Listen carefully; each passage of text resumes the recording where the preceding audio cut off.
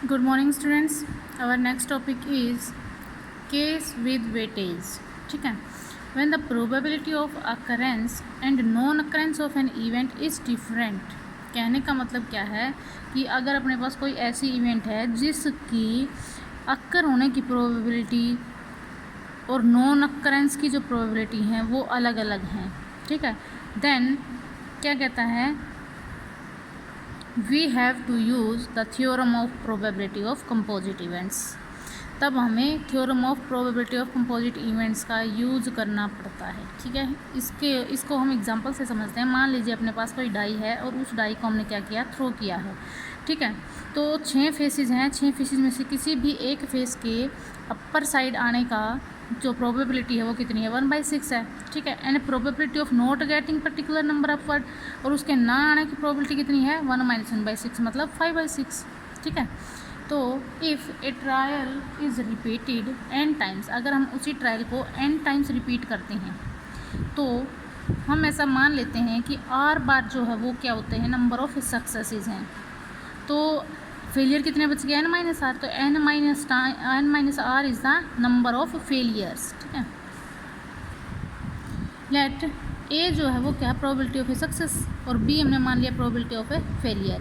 Then अब हम use करेंगे प्रोबेबिलिटी ऑफ कंपोजिट इवेंट का. ठीक है. तो कैसे यूज़ करेंगे कि अगर वो जितनी बार सक्सेस हुई है तो उतने टाइम्स हम उसको ए से मल्टीप्लाई कर देंगे, क्योंकि प्रोबेबिलिटी ऑफ सक्सेस कितनी है, ए है. तो जितनी बार सक्सेस हुई है, अगर वो आर टाइम सक्सेस हुई है तो a into a into a into up to r times. ठीक है. और प्रोबेबिलिटी ऑफ फेलियर क्या है, अगर बी है तो फेल कितनी बार हुई है वो, n-r टाइम्स. ठीक है. तो इसका मतलब ये हुआ b into B up to n-r times. तो टोटल जो अपने पास प्रोबेबिलिटी आएगी वो क्या आएगी, इन सब की प्रोडक्ट आ जाएगी, a raise to power r into b raise to power n-r. ठीक है. Now as there are NCR ways in which r times success and n-r क्या है, फेलियर है. ठीक है. तो जो प्रोबेबिलिटी ऑफ r सक्सेस हो जाएगी आउट ऑफ n ट्रायल्स, उसको हम निकाल सकते हैं probability of r NCR a raise to power r b raise to power n-r. तो NCR is equal to n factorial divided by n-r factorial, r factorial a raise to power r b raise to power n-r. NCR which is r plus 1th term of binomial expansion of a plus b raised to power n. The probability distribution of number of success is a binomial distribution. ठीक है. क्योंकि जो ये NCR number है ये क्या है, r plus 1th term है, binomial expansion a plus b raise to power n. अगर हम इसमें ये a raise to power r b raise to power n-r ये फैक्टर्स के साथ मल्टीप्लाई कर दें, NCR की वैल्यू पुट कर दें, तो ये जो है वो अपने पास प्रोबेबिलिटी हो जाएगी ऑफ r सक्सेस. तो अब हम बाइनोमियल थ्योरम ऑफ प्रोबेबिलिटी क्या है इसको देख लेते हैं. ठीक है. तो जो बाइनोमियल थ्योरम है प्रोबेबिलिटी की,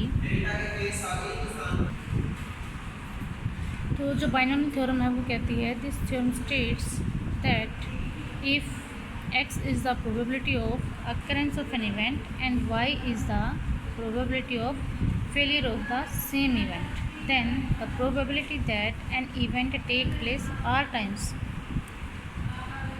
out of n trials equals to r plus 1th term in the expansion of x plus y raised to power n.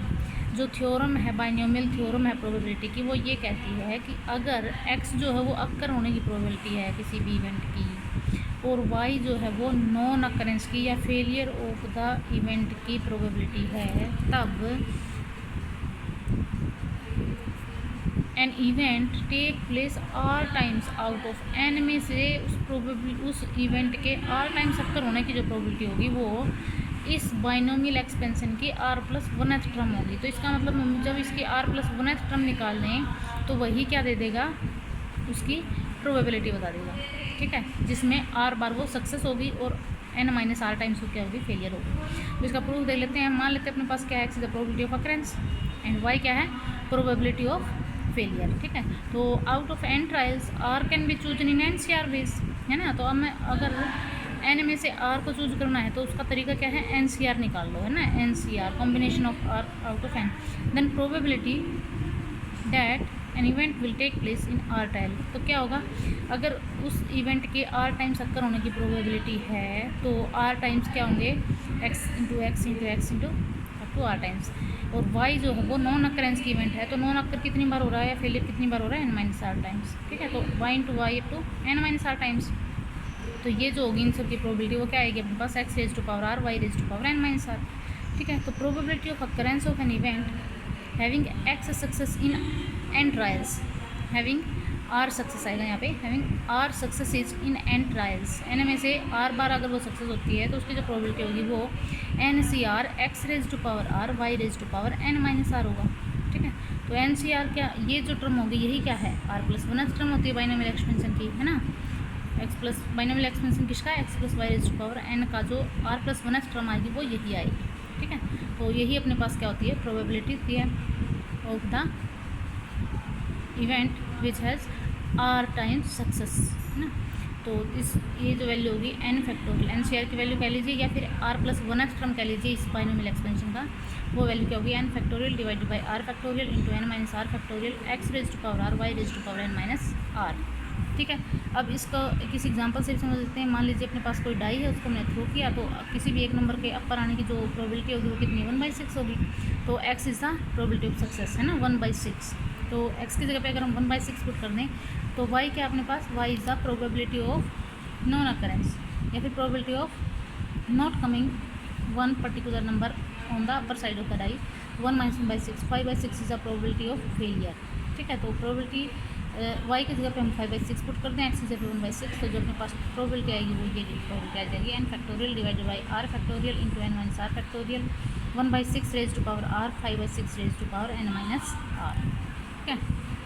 इसी के लिए अगर हम कोई सेकंड एग्जांपल देखें तो सेकंड एग्जांपल में अपने पास हो जाएगा कि अगर अपने पास कोई भी n पार्टिकल्स उनको हमने डिस्ट्रीब्यूट किया किसी भी दो बॉक्सेस में, तो probability of particle first box में एंटर करने की प्रोबेबिलिटी अगर a है और सेकंड बॉक्स में एंटर करने की प्रोबेबिलिटी अगर b है, तो जो जहाँ पे जो b है वो क्या 1 - a है, तो जो प्रोबेबिलिटी होगी ऑफ डिस्ट्रीब्यूशन r n-r की वो कितनी हो जाएगी, n factorial by r factorial into n-r factorial, a raise to power r into b raise to power n-r, ठीक है। तो this is the binomial theorem of probability.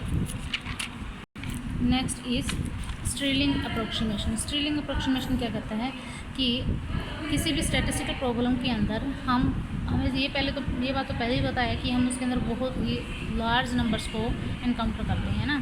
तो अगर हमें किसी भी लार्ज नंबर का फैक्टोरियल कैलकुलेट करना हो तो हम स्ट्रीलिंग अप्रोक्सीमेशन मेथड का यूज़ कर सकते हैं।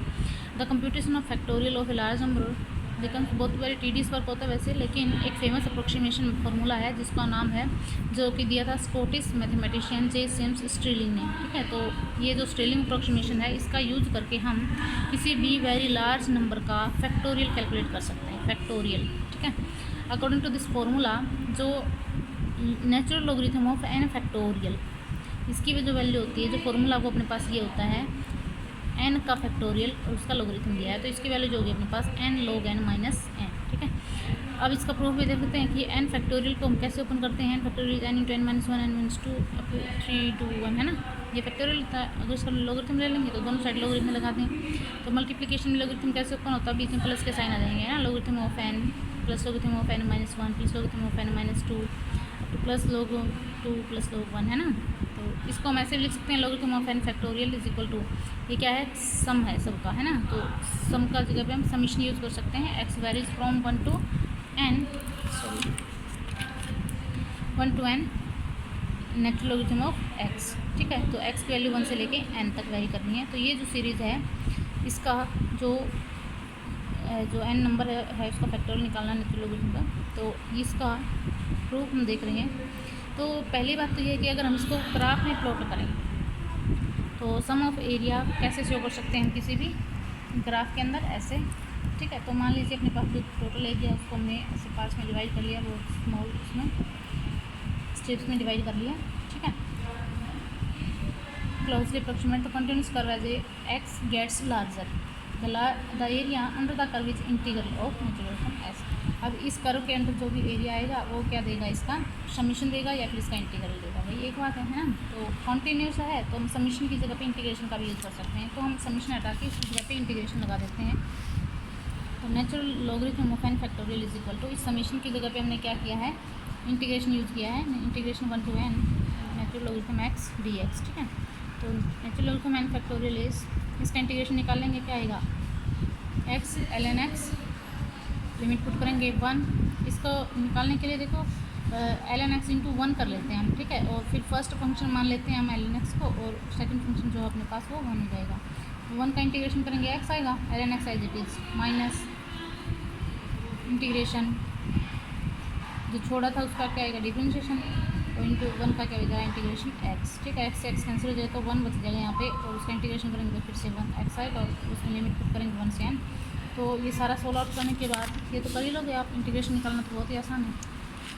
तो अपने पास जो इंटीग्रेशन आएगा वो n log n minus 1 log n 1 minus n plus 1। ठीक है, तो यहाँ से log 1 की वैल्यू 0 होती है, तो अपने पास n log n minus n plus 1 ये बच जाएगा। ठीक है, तो n बहुत ही लार्ज है, तो इसके कंपैरिजन में 1 जो वो n प्लस 1 क्या नियरली n के ही इक्वल होगा। तो इसको हम लिख सकते हैं natural logarithm of n factorial is n log n minus n plus 1 कह लीजिए, या फिर 1 को हम नेगलेक्ट कर सकते हैं विद रिस्पेक्ट टू n, क्योंकि n बहुत लार्ज है और वो वेरी स्मॉल है, तो इसको हम नेगलेक्ट कर दें। This is n log n minus n, this is the Stirling formula. ठीक है, नेक्स्ट टॉपिक करेंगे हम नेक्स्ट लेक्चर में। यहाँ तक किसी को कोई दिक्कत है तो आप पूछ सकते हैं।